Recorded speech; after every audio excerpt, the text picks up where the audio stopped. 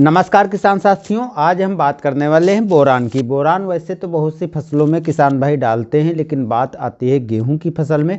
तो गेहूं की फसल में बहुत से किसान भाई बोरान डालते हैं और बहुत से किसान भाई बोरान डाल करके नुकसान भी कर बैठते हैं। तो इस वीडियो में दोस्तों हम बोरान के फायदे और नुकसान सब के बारे में जानेंगे। तो पहले हम बोरान के बारे में कुछ महत्वपूर्ण चीज़ें हम जानते हैं, उसके बाद हम डिटेल से बात करेंगे। चलिए दोस्तों, वीडियो शुरू करने के पहले चैनल पर नए हैं तो चैनल को सब्सक्राइब कर लीजिए, क्योंकि आप भी हमारे एक छोटे से परिवार का हिस्सा बन जाएंगे। हम बोरान के बारे में बात करें तो देखिए दोस्तों, जो सूक्ष्म तत्व होते हैं उन सभी सूक्ष्म तत्वों की आवश्यकता हमारी सभी फसलों में पड़ती है। इसके साथ साथ जो मुख्य पोषक तत्व होते हैं उनकी भी आवश्यकता हमारी फसल को पड़ती है। तो मुख्य पोषक तत्वों को तो हम अपने फसल में देते हैं और कुछ किसान भाई बढ़ा चढ़ा कर भी दे देते हैं, लेकिन उनसे इतना ज़्यादा नुकसान नहीं होता है। हालांकि धीरे धीरे मिट्टी दूषित होती चली जाती है और हमें मात्रा बढ़ा कर डालनी पड़ती है। तो इसलिए जो है मुख्य पोषक तत्वों पर भी हमें नियंत्रण रखना चाहिए और उचित मात्रा में ही देना चाहिए। और अगर आवश्यकता उचित मात्रा से अधिक आपको देने की पड़ती है तो स्प्रे करके फसल पर पूरा किया जा सकता है।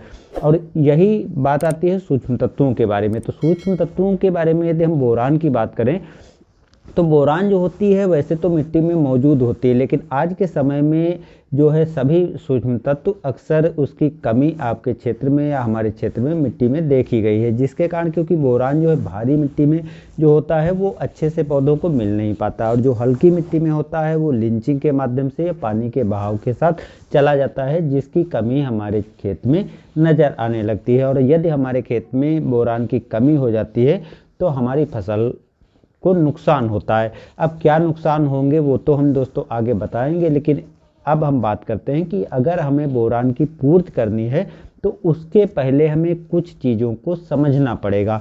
तो अगर बोरान हम अपनी फसल में देते हैं तो यदि हम सब्जी वर्गीय फसलों की बात करें तो सब्जी वर्गीय फसलों में हमें जो बोरान की वो ज़रूरत पड़ती है वो 25 से 26 ppm मात्रा की आवश्यकता पड़ती है। वही जो अनाज वाली फसलें हैं उसमें 2 से 4 ppm मात्रा की ही बोरान की ज़रूरत पड़ती है, यानी काफ़ी कम मात्रा हमको अपनी गेहूं, धान जैसी और मक्का जैसी फसलों में देने की ज़रूरत पड़ती है।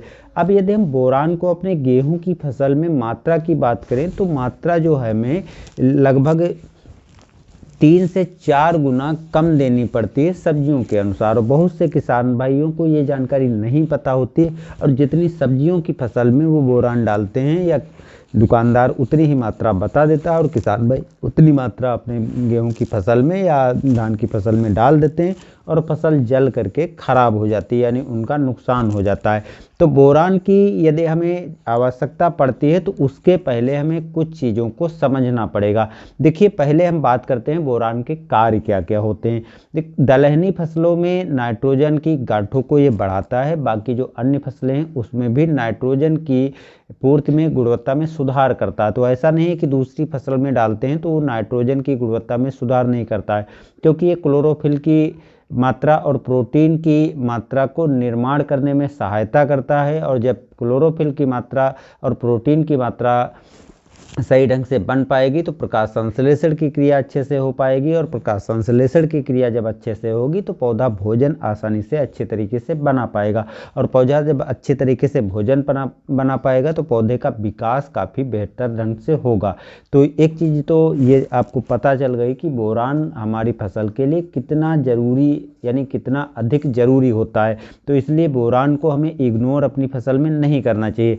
और ऐसे ही यदि हम फल वाली और बेलदार या सब्जियों वाली फसल में डालते हैं तो सब्जियों वाली फसल में ये तो सब कार्य करेंगे, इसके साथ साथ जो सूखा लगने का खतरा बनता है उसको भी काफ़ी हद तक बचाता है। और फल वाली सब्जियों में जैसे नींबू वर्गीय फल जो होते हैं इसमें विटामिन सी को भी बढ़ाता है, जिससे खट्टेपन की गुणवत्ता को बढ़ाता है। तो इसमें तो हमें और भी मात्रा बढ़ा करके डालनी पड़ती है। इसी तरह आलू, बैंगन और टमाटर जो सब्जी वर्गीय फसलें हैं इसमें जो है गुणवत्ता में, क्वालिटी में सुधार करता है।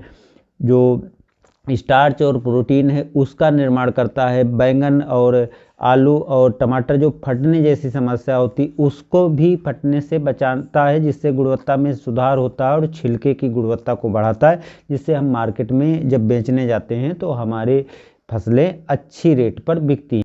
और गेहूं, धान, मक्का में दानों की गुणवत्ता में सुधार करता है और दानों की संख्या को बढ़ाता है और जिससे वजन भी बढ़ता है। तो ये तो चीज़ समझ में आ गई कि किस फसल में ये क्या क्या फायदे करता है। अब यदि हम इसके अन्य लाभों की बात करें तो देखिए, कार्बोहाइड्रेट और स्टार्च को तो ये बढ़ाता ही बढ़ाता है, साथ में नाइट्रोजन और कैल्शियम जो मिट्टी में मौजूद होती उसको पौधे तक अच्छी तरह से पहुंचाने में हेल्प करता है और लंबे समय तक इन पोषक तत्वों या दूसरे जो पोषक तत्व होते हैं वो पौधे में मौजूद रखता है। तो इस तरह से बोरान हमारी फसल के लिए बहुत ज़रूरी हो जाता है। अब बात करते हैं कि गेहूं में यदि हम डालते हैं तो देखिए, एक चीज़ें जो कुछ चीज़ें हैं वो मैंने इसमें अभी बताई नहीं, तो वो भी आपको बता दें।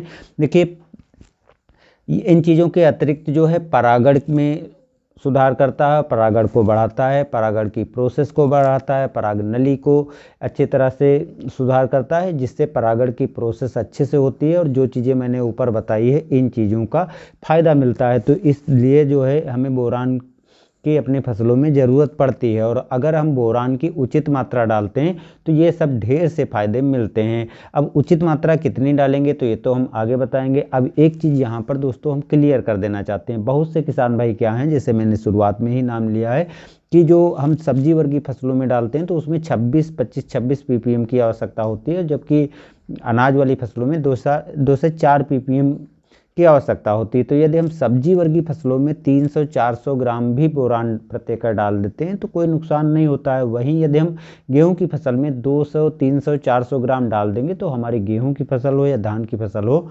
जल करके खराब हो जाएगी। तो गेहूं की फसल में जो हमें बोरान की ज़रूरत पड़ती है, जो सही मात्रा है वो 100 से 150 ग्राम मात्रा की ज़रूरत पड़ती है और 100 से 150 ग्राम जो मात्रा हमें डालनी पड़ती है वो बोरान जो 20% होती है उसकी ज़रूरत पड़ती है। अब आप एक चीज़ देख करके और कंफ्यूज हो गए होंगे कि मार्केट में बोरान जो है बहुत तरह की मिलती है।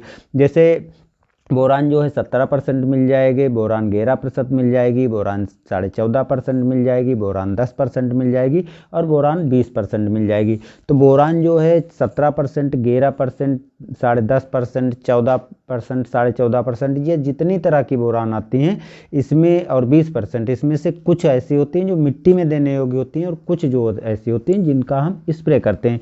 तो जो बोरान का हमें स्प्रे करना चाहिए, सबसे अच्छी बोरान रहती है बोरान 20%। बोरान 20% का हमें अपने गेहूं की फसल में या दूसरी फसलों में स्प्रे करना चाहिए। बाकी जो बोरान है उनका हमें अपने मिट्टी में उसकी गुणवत्ता, उसके परसेंटेज के हिसाब से, उसकी मात्रा के हिसाब से अपने खेत में देना चाहिए।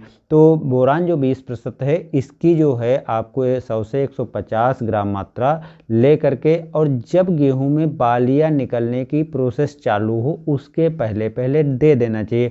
बहुत से किसान भाई के मन में रहता है या बहुत से इधर उधर की बातों को सुन करके कि बालियां निकल जाती हैं उसके बाद डालना चाहिए। देखिए, गेहूं की फसल में क्या होता है कि बाली निकलने के कुछ टाइम के बाद देखते हैं कि उसमें फूल बनना चालू होता है और इस टाइम पर अगर आप बोरान डालते हैं तो बोरान पानी के साथ मिलाकर डालेंगे, जिससे कहीं ना कहीं परागण की प्रोसेस बाधित होगी। और जब आप परागण और गुणवत्ता बढ़ाने के लिए करते हैं तो कोशिश करें कि आप 8 से 10 दिन पहले डाल दें, क्योंकि इतनी जल्दी तो बोरान ख़त्म होने वाली नहीं है, लंबे समय तक आपके पौधे में मौजूद रहती है। तो आप डालिए और जब जो बाली निकलने की प्रोसेस होती है उस टाइम डालेंगे तो जब बाली निकलेगी, फूल की अवस्था बनेगी और जो चीज़ें हैं उसमें काफ़ी अधिक हेल्प करेगी।